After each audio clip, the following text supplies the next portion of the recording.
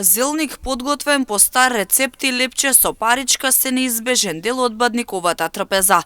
Во очи на празникот Бадник граѓаните веќе се подготвуваат, сами подготвуваат или пак купуваат зелник. Стар обичај кој се продолжува со години, верување дека зелник или баница, лепчи и погача со паричка се символи на самата бадникова трпеза. Најголем дел од повозрасните штипјани се уште дома сами подготвуваат зелник, како и лепче со паричка за Бадник. Зелник се купува или се прави? Правиме си ние. Старите правиме, младите купувате и така. Јас си правам. Ние сме стари правам, а младите може да си купуват. Не, се домашно. Жената сука.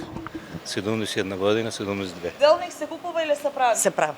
И додека од една страна повозрасните сами подготвуваат, помладите избираат да си купат зелник. Затоа говори фактот дека расте бројот на порачки во пекарите, кои подготвуваат вкусен зелник и лепче со паричка. Па да, ние веќе ги примаме порачките за зелници, за колачиња и за лепче со паричка. Почнаа подготовките, ние сме спремни и ги чекаме муштериите во што поголем број да порачуваат. Па во градските средини луѓето веќе се со обврски и немаат време да дома да си месат, затоа сме ние тука.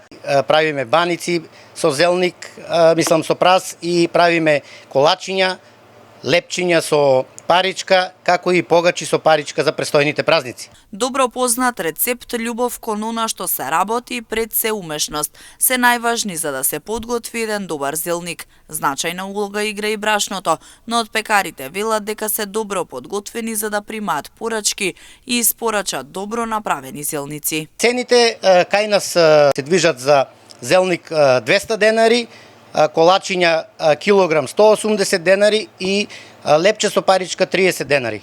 Потребно е умешност, добро брашно, зејтин и прас, тоа се подпржува прасот и се растргаат корите, празот се става во корите, се виткаат и се прави баницата. И во средината се става секако прас кој пожелва сака.